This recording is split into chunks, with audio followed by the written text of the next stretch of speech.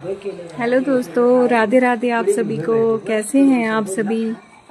उम्मीद करती हूँ आप सभी अच्छे होंगे। मैं भी ठीक हूँ।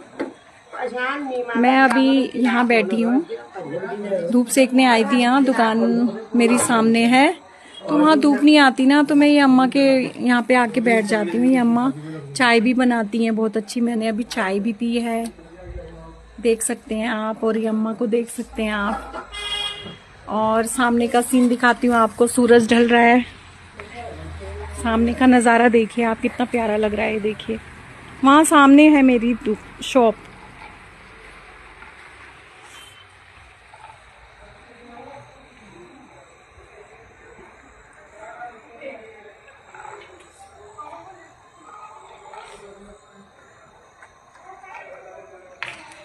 लग रहा है ना अच्छा? बिगड़ी पड़ी बहन बढ़िया।